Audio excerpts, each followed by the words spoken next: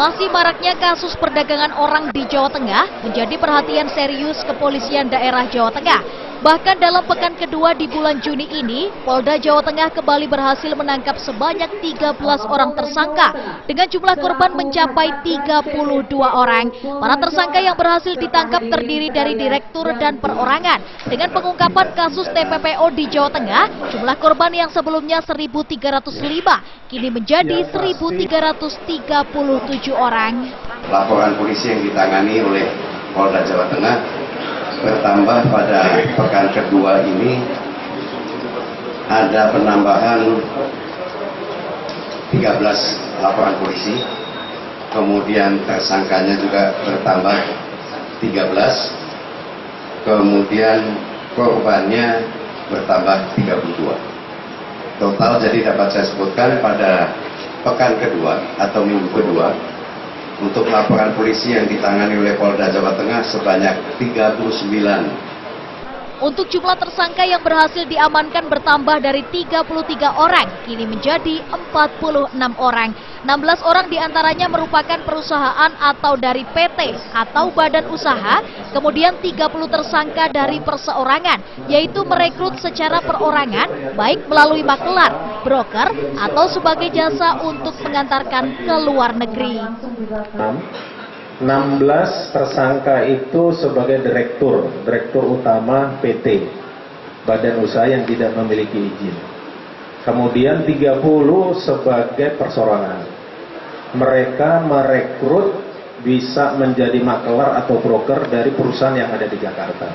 Atau bisa juga menjadi membawa pekerja migran yang ada di Jawa Tengah ke luar negeri langsung. Nah, ini tersangka-tersangka yang ada di sini ada sebagai direktur, ada juga sebagai perseorangan yang sudah kita ungkap. Selain tidak memiliki izin dalam penempatan, mereka juga menggunakan visa wisata dan visa kunjungan bagi para calon pekerja migran. Bahkan salah satu korban yang sempat menyetorkan uang 65 juta rupiah untuk bekerja di Jepang, terpaksa harus dideportasi karena tujuan visa dan paspor yang dibawa tidak sesuai.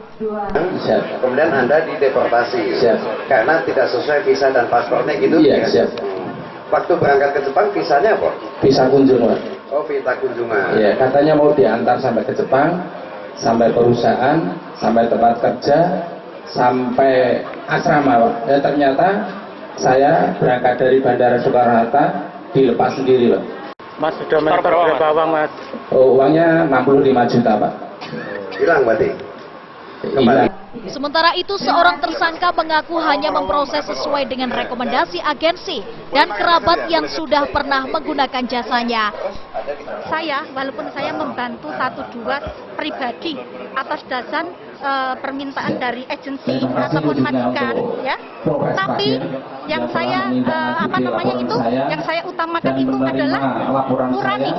Saya bisa membantu mereka, saya tidak mencari mereka, tidak mengiming-imingi gaji mereka, bahkan mereka sendiri yang datang ke rumah saya itu direkomendasi sama saudara-saudaranya, sama agensi, tinggal saya memproses. Untuk mengatasi permasalahan TPPO, Polda Jawa Tengah terus melakukan penindakan dalam sebulan ke depan dan menggandeng berbagai macam pihak dalam penanganan TPPO ini.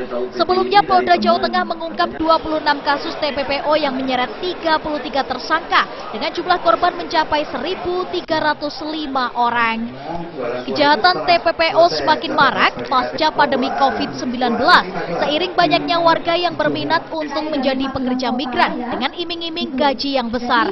Mereka biasanya tidak memikirkan apakah lewat jalur legal ataupun ilegal. Hedi Nugroho, Semarang TV.